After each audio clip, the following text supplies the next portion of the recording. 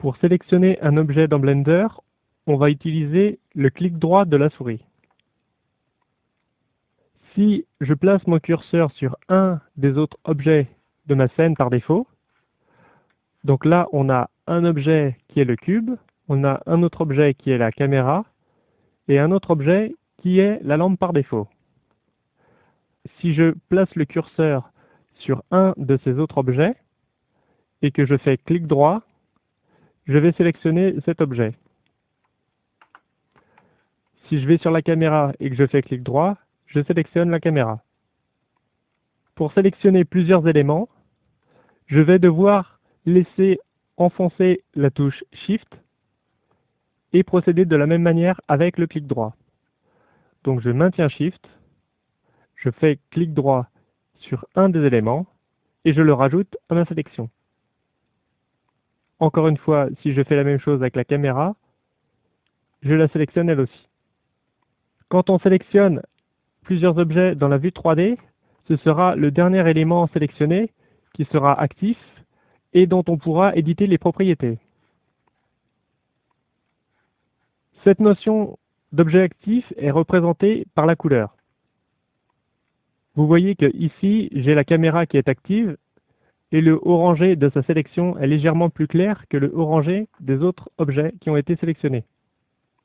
Si maintenant je veux rendre le cube actif plutôt que la caméra, eh bien toujours avec Shift, donc si je fais Shift, clic droit, je rends le cube actif. Si je fais Shift, clic droit sur l'objet déjà sélectionné de la lampe, je la rends encore une fois active.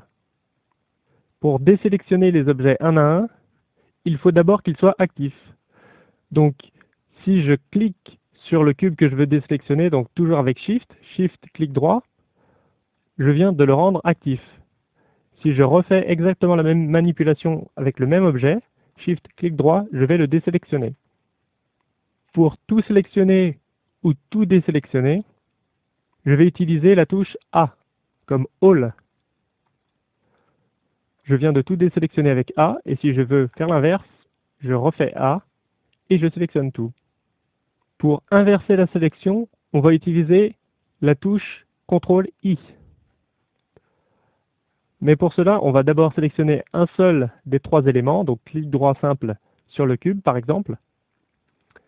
Et si je fais CTRL-I pour inverser, CTRL-I, j'inverse la sélection.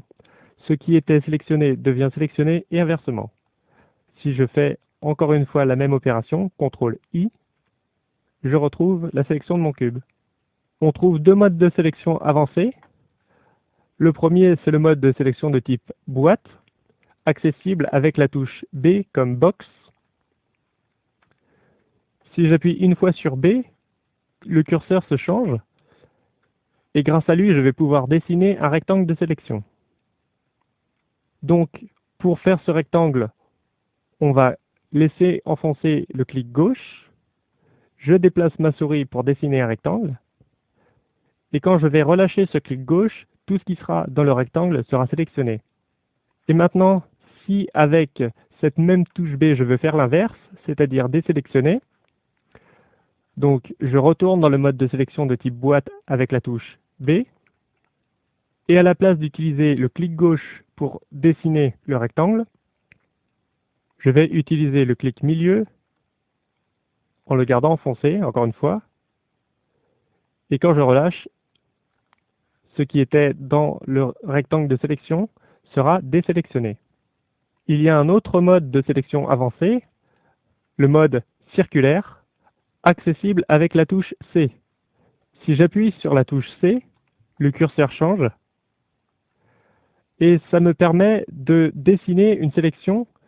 Je peux lever le tracé sans problème. Donc là, si je laisse le clic gauche enfoncé, tout ce qui se trouvera dans le cercle de sélection sera sélectionné. De la même manière, si j'utilise le clic milieu, ça va désélectionner tout ce qui passera dans le cercle d'influence. Je peux ajuster le cercle d'influence avec la molette.